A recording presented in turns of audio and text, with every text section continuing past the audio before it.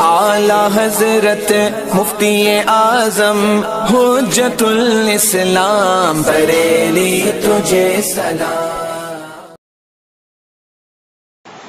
السلام علیکم ورحمۃ اللہ وبرکاتہ۔ بسم اللہ الرحمن الرحیم۔ وجعل لنا التوفیق خیر رفیق، اور جس نے ہمارے لیے توفیق کو بہترین ساتھی بنایا۔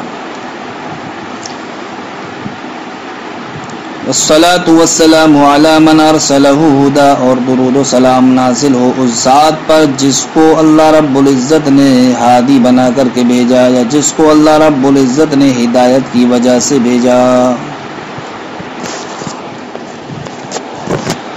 وجعل لنا التوفیق خیر رفیق میں لفظ جعل یہ کائی کے معنی میں ہے، سجرہ کے معنی میں ہے، اور لنا میں جو لام ہے یہ کائی کے لیے ہے، انتفاع کے لیے ہے۔ تو یہ لام انتفاع کے لیے اس وقت ہوگا جب کہ ہم لنا جو کہ ظرف ہے جار مجرور سے مل کر، اس ظرف کا تعلق ہم کائی سے مانے، جعل سے مانے۔ اس لنا میں دو احتمال ہیں۔ جب ظرف کا استعمال ہوتا ہے تو اس کا تعلق کسی نہ کسی سے ہوتا ہے۔ یہاں پر لنا جو ظرف ہے تو اب سوال یہ ہے کہ لنا کا تعلق جعل سے ہے یا لنا کا تعلق رفیق سے ہے؟ تو شارح نے یہاں پر بیان فرمایا کہ لنا کا تعلق دونوں ہی سے مان سکتے ہیں، آپ جعل سے بھی مان سکتے ہیں، لنا کا تعلق رفیق سے بھی مان سکتے ہیں، لیکن فرق یہ ہوگا کہ جب لنا کا تعلق آپ جعل سے مانیں گے تو اس وقت لنا میں جو لام ہے، لام یہ انتفاع کے لیے ہوگا، فائدے کے لیے ہوگا، مطلب ہوگا کہ جس نے ہمارے فائدے کے لیے توفیق کو بہترین ساتھی بنایا۔ لیکن جب ہم لنا کا تعلق کیسے مانیں گے؟ رفیق سے مانیں گے، رفیق سے، یعنی کہ لنا کو معمول مانا جائے کس کا؟ رفیق کا، اور رفیق کو کیا مانا جائے؟ عامل۔ تو یہ جناب والا لنا کا تعلق رفیق کے ساتھ بھی درست ہے، لیکن ایسی صورت میں خرابی لازم آئے گی۔ وہ خرابی لازم یہ آئے گی کہ لنا جو کہ متعلق ہونے کی وجہ سے معمول ہے، اور رفیق یہ کیا بنا؟ یہ عامل۔ تو اب لازم یہ آئے گا کہ معمول عامل پر مقدم ہو جائے، حالانکہ معاملہ کیا ہوتا ہے؟ اس کے الٹا ہوتا ہے کہ عامل پہلے ہوتا ہے اور معمول بعد میں ہوتا ہے۔ تو جب ہم لنا کو رفیق سے متعلق مانیں گے تب ایسی صورت میں یہ خرابی لازم آئے گی کہ معمول عامل پر مقدم ہو جائے گا، حالانکہ عامل معمول پر مقدم ہوتا ہے اور معمول عامل سے مؤخر ہوتا ہے۔ اس کا جواب شارح نے ہم کو یہ عنایت کیا کہ مضاف الیہ کے معمول کو مقدم کرنا جائز ہوتا ہے۔ کائے پر؟ مضاف پر۔ مضاف الیہ کے معمول کو مقدم کرنا جائز ہوتا ہے مضاف پر، اس وقت جائز ہوتا ہے جب کہ معمول کیا ہو؟ ظرف ہو، یا یوں کہہ لیجئے جب کہ عامل کا معمول کیا ہو؟ ظرف ہو۔ یعنی جب معمول ظرف ہو اور عامل کیا ہو؟ مضاف الیہ ہو، تو ایسی صورت میں مضاف الیہ کے معمول کو مضاف پر مقدم کرنا جائز ہے جب کہ معمول کیا ہو؟ ظرف ہو۔ تو اب ظرف ہونے کی صورت میں معمول کو عامل پر مقدم کرنا جائز کیوں ہے؟ اس لیے جائز ہے کہ ظرف میں وہ وسعت ہوتی ہے، وہ گنجائش ہوتی ہے جو ظرف کے علاوہ میں نہیں ہوتی، یعنی کہ ظرف کو آپ کہیں بھی رکھ دیں وہ اپنے عامل کے عمل کو قبول کر لیتا ہے، برخلاف ظرف کے علاوہ کو کہ ان کے اندر یہ صلاحیت نہیں ہوتی۔ لہذا لنا یہ اگرچہ معمول ہونے کی بنیاد پر مقدم ہے اور رفیق کیا ہے؟ عامل ہونے کی وجہ سے مؤخر ہے، لیکن لنا کو مقدم کرنا رفیق پر یہ جائز ہے۔ کیوں جائز ہے؟ اس لیے جائز ہے رفیق یہ کیا ہے؟ خیر مضاف کا مضاف الیہ ہے، اور اس کا معمول لنا یہ کیا ہے؟ ظرف ہے، اور ظرف کو عامل پر مقدم کرنا جائز ہوتا ہے۔ لہذا لنا کے تعلق سے دو قول ہوئے کہ لنا کا تعلق یا تو جعل سے ہے یا پھر لنا کا تعلق رفیق سے ہے. جب ہم لنا کا تعلق جعلا سے مانیں گے تب ایسی صورت میں لنا میں جو لام ہے یہ انتفاع کے لیے ہوگا، اور جب ہم لنا کا تعلق رفیق سے مانیں گے تب ایسی صورت میں خرابی لازم یہ آئے گی کہ معمول عامل پر مقدم ہو جائے گا. تو اس کا جواب ہم یہ دیں گے کہ جب مضاف الیہ کا معمول ظرف ہو تو اس کو عامل پر مقدم کرنا جائز ہوتا ہے، اور یہاں پر معاملہ یہی ہے کہ مضاف الیہ جو رفیق ہے اس کا معمول ظرف ہے، ظرف ہونے کی وجہ سے عامل پر مقدم کرنا صحیح ہے. وَجَعَلَ لَنَا أَيْ صَيَّرَ لَنَا الظَّرْفُ مُتَعَلِّقٌ بِجَعَلَ جَعَلَ، یہ یہاں پر سجرہ کے معنی میں ہے تو ہم معنی ہوا أَيْ صَيَّرَ لَنَا، یعنی کہ جس نے ہمارے لیے بنایا. الظرف متعلق بجعل، لنا جو کہ ظرف ہے یہ متعلق ہے جعل سے. وَيَكُونُ اللَّامُ حِينَئِذٍ لِلْانْتِفَاءِ، اس وقت لام یہ کیا ہوگا؟ انتفاع کے لیے ہوگا، فائدے کے لیے ہوگا. وَيَجُوزُ أَنْ يَتَعَلَّقَ بِقَوْلِهِ رفیق، اور یہ بات بھی جائز ہے کہ لنا یہ متعلق ہو مصنف کے قول رفیق سے، تب ایسی صورت میں وہ خرابی لازم آئے گی کہ معمول عامل پر مقدم ہو جائے گا. تو فرماتے ہیں وَيَجُوزُ تَقْدِيمُ مَعْمُولِ الْمُضَافِ إِلَيْهِ، معمول مضاف الیہ کے معمول کی تقدیم جائز ہے علی المضاف قائم پر مضاف پر. اذا كان المتعلق ظرفا، جبکہ متعلق کیا ہو؟ ظرف ہو. کما وقع ہونا، جیسا کہ یہاں پر واقع ہوا ہے. اب ظرف کو جب معمول ظرف ہو تو عامل سے مقدم کیوں جائز ہوتا ہے اس کے لیے ہونا؟ فرماتے ہیں اذ الظرف، اس لیے ہوتا ہے کہ ظرف یتوسع فیہ ما لا یتوسع فی غیرہ، ظرف میں وہ وسعت ہوتی ہے، وہ گنجائش ہوتی ہے جو ظرف کے علاوہ میں نہیں ہوتی. اور وہ گنجائش یہ ہے کہ ظرف کہیں بھی رہ کر اپنے عامل کے عمل کو قبول کر لیتا ہے برخلاف دوسروں کے. توفیق کا معنی کیا ہے؟ تو شارح بیان فرماتے ہیں توفیق کہتے ہیں کہ اللہ رب العزت کا اپنے بندے کے فعل کو اس کے موافق کر دینا جس کو خدا پسند کرتا ہے، جس سے خدا راضی ہوتا ہے. اور توفیق کا معنی ہوا کہ اللہ رب العزت کا اپنے بندے کے فعل کو اس کے موافق کر دینا کہ جس کو خدا پسند کرتا ہے اور جس سے خدا راضی ہوتا ہے. توفیق ہوا جعل اللہ فعل عبادہ موافقا لما یحبہ ویرضاہ، اللہ رب العزت کا اپنے بندے کے فعل کو موافق کر دینا اس کے جس کو وہ محبوب رکھتا ہے اور جس سے وہ راضی ہوتا ہے. خیر رفیق کا معنی مصنف بیان فرماتے ہیں شارح ای افضل و احسن مرافق لنا،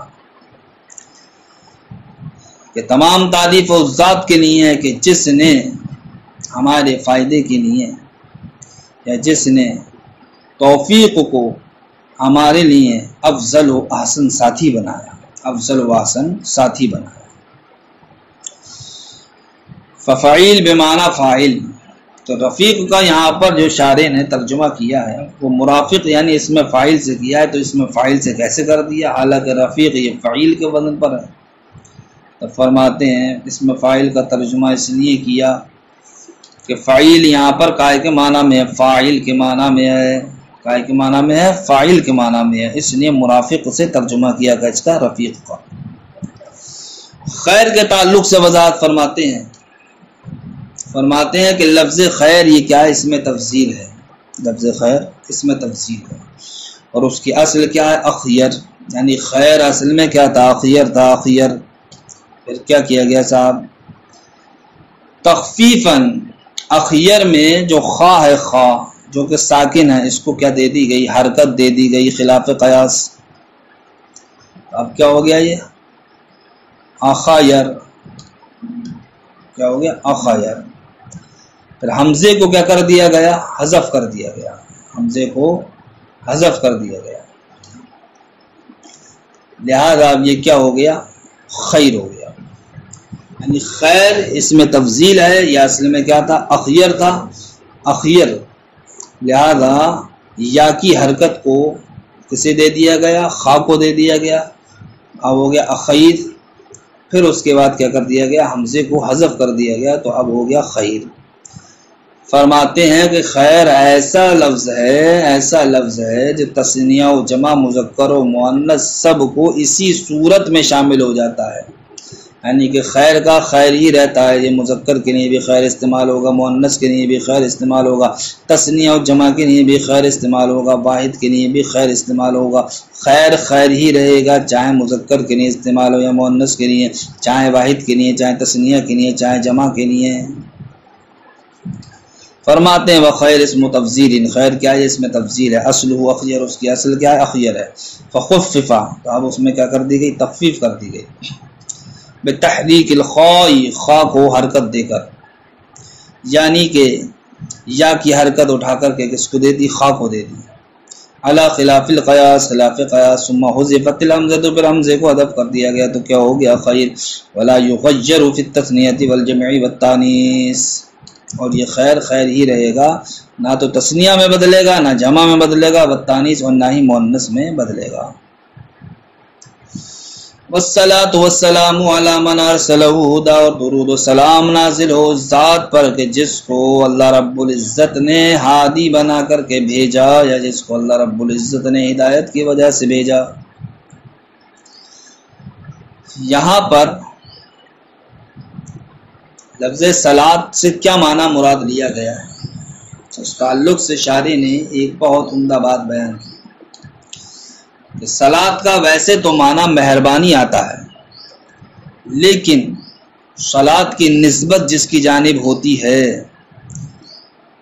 یعنی کہ مسند الیہ کے مختلف ہونے سے صلاۃ کا معنی مختلف ہوتا رہتا ہے۔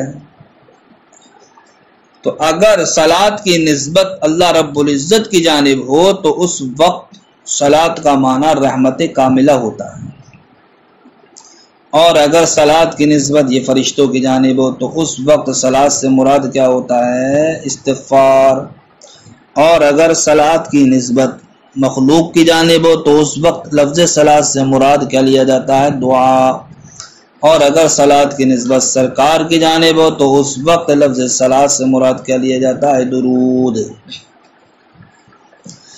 تو صلاۃ یہ ایسا لفظ ہوا جس کے معنی کیا ہوئے؟ کئی ہوئے۔ تو کئی معنی جس لفظ کے ہوں تو کہا جاتا ہے کہ یہ لفظ معنی کے اعتبار سے مشترک ہے، لہذا صلاۃ ایسا لفظ ہوا جو معنوی اعتبار سے مشترک ہوا۔ فرماتے ہیں والصلاۃ وہی العطف، صلاۃ کا معنی کیا تھا؟ مہربانی کرنا، وتختلف باختلاف المسند الیہ، اور اس کا معنی مختلف ہوتا رہتا ہے مسند الیہ کے مختلف ہونے کے اعتبار سے۔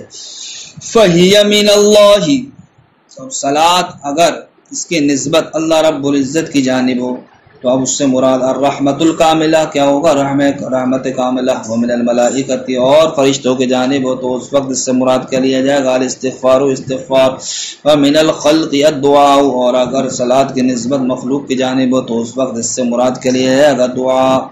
فتکون من المشترک المعنوی، تو اب لفظ صلاۃ یہ مشترک معنوی ہوا، علامہ ہوا التحقیق، اس کے مطابق جیسا کہ کیا ہے؟ تحقیق ہے۔ آگے مصنف نے ذکر کیا اعلی من ارسلہ ہدا، اس ذات پر جس کو خدا نے ہادی بنا کر کے بھیجا۔ اب من ارسلہ میں ارسلہ کا فاعل کون ہے؟ ارسلہ میں جو مفعول ہے ضمیر، اس مفعول سے مراد کون ہے؟ تو اسی مراد کو شارح یہاں پر واضح فرماتے ہیں کہ ارسلہ ضمیر، ارسلہ میں جو ضمیر ہے ہوا، اس کا مرجع کیا ہے؟ اللہ رب العزت ہے، اس کا مرجع لفظ اللہ ہے۔ اور ارسلہ میں جو ضمیر متصل منصوب ہے، یعنی ہو ضمیر، اس سے مراد نبی کریم صلی اللہ تعالی علیہ وسلم کی ذات ہے۔ تو اب مطلب ہوگا کہ درود و سلام نازل ہو اس ذات پر جس کو اللہ رب العزت نے ہادی بنا کر کے بھیجا۔ سوال یہ ہے کہ یہاں پر نبی کریم صلی اللہ تعالی علیہ وسلم کے نام کی صراحت کیوں نہیں کی گئی؟ وصف رسالت ہی کو کیوں ذکر کیا گیا؟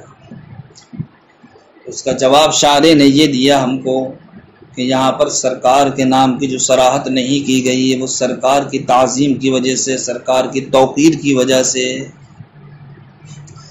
تعظیم و توقیر کی بنیاد پر نبی کریم صلی اللہ تعالی علیہ وسلم کے نام کو چھوڑ دیا گیا اور وصف کو ذکر کیا گیا، یا پھر دوسری وجہ نبی کریم صلی اللہ علیہ وسلم کے نام کے صراحت کو چھوڑنے کی یہ ہے کہ بتانا یہ ہے کہ یہاں پر جو وصف رسالت کو ذکر کیا گیا ہے یہ سرکار کا ایسا وصف ہے کہ ہم سرکار کے نام کی صراحت کریں یا نہ کریں، لیکن وصف رسالت سے ذہن نبی کریم صلی اللہ تعالی علیہ وسلم ہی کی جناب میں منتقل ہوتا ہے۔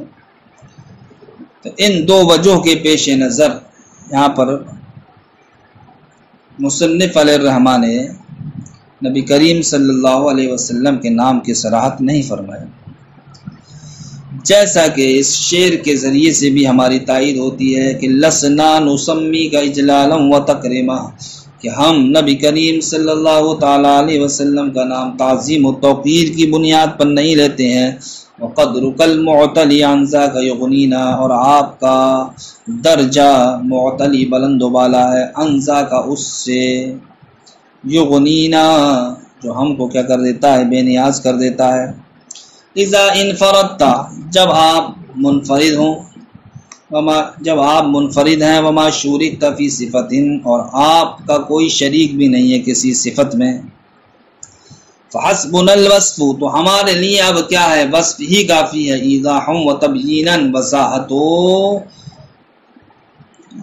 وضاحت کے لیے اور بیان کے لیے۔ اس شعر میں شاعر نے یہ کہا ہے کہ ہم جو سرکار کا نام نہیں لیتے ہیں تو سرکار کا نام نہ لینے کی وجہ یہ ہے کہ سرکار بہت ہی بلند و بالا ہے، آپ کی تعظیم و توقیر کا تقاضا یہ ہے کہ آپ کے نام کی صراحت نہ کی جائے۔ دوسری بات یہ ہے کہ سرکار کی ذات بالکل منفرد ہے، کوئی بھی کسی وصف میں آپ کے شریک نہیں ہے، تو جب ہم سرکار کے لیے کوئی بھی وصف کو ذکر کریں گے تو ذہن سرکار ہی کی جانب منتقل ہوگا۔ تو اس شعر کے ذریعے سے بھی تائید یہ ہوتی ہے کہ یہاں پر جو وصف رسالت کو ذکر کیا گیا وہ اس وجہ سے کہ ذہن وصف رسالت کو سننے کے بعد سرکار ہی کی جانب منتقل ہوگا۔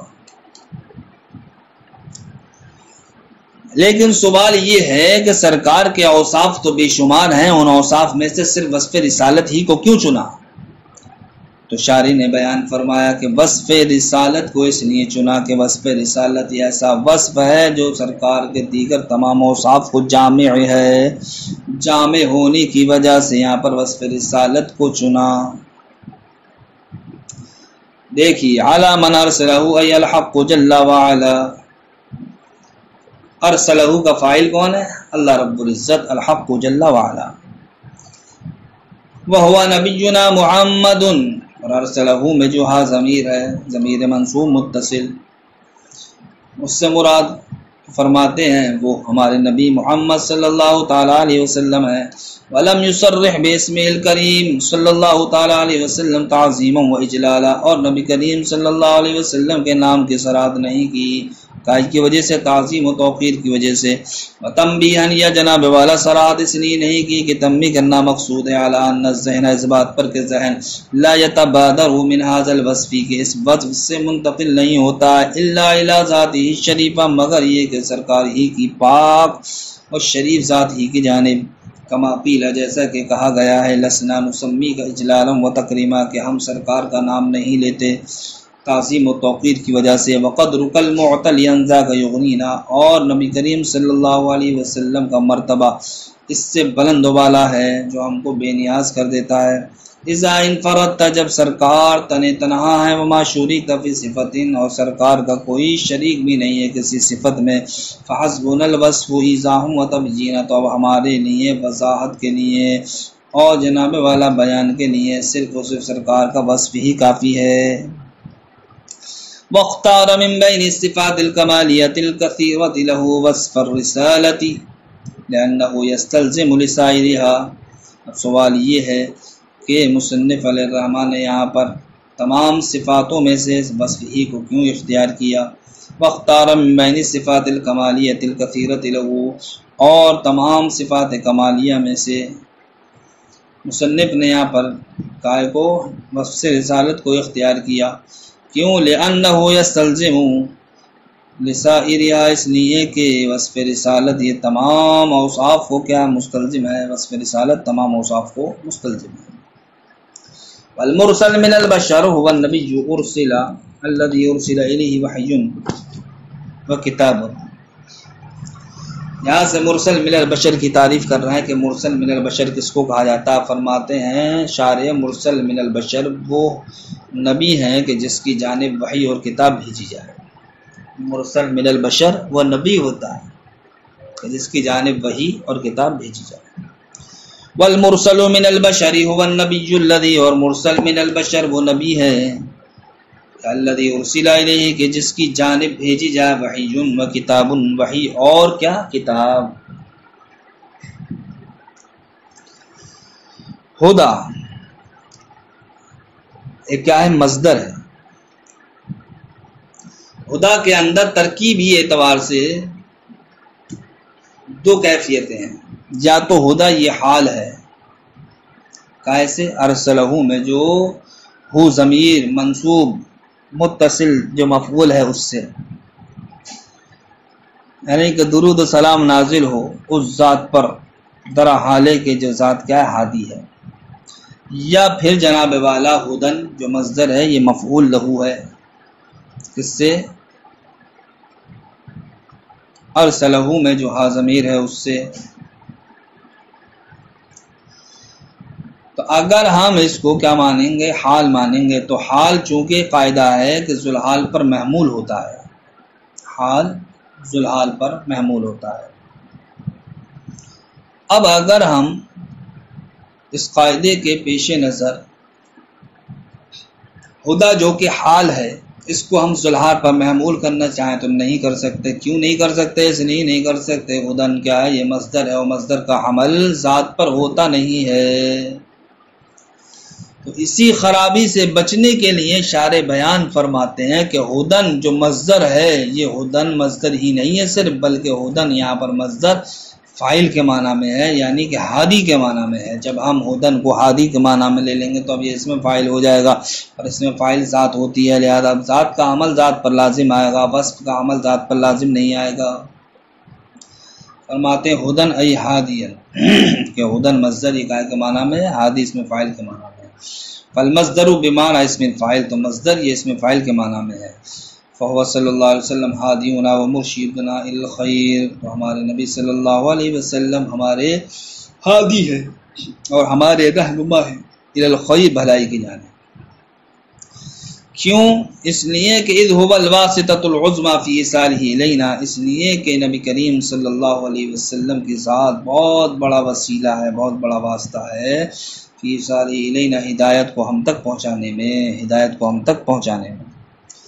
فہدن حال عن المفعول به، تو ہدن حال ہے مفعول به سے، او مفعول له لقوله ارسلہ، یا پھر مفعول له ہے کس سے مصنف کا قول ارسلہ سے۔ السلام علیکم ورحمۃ اللہ وبرکاتہ۔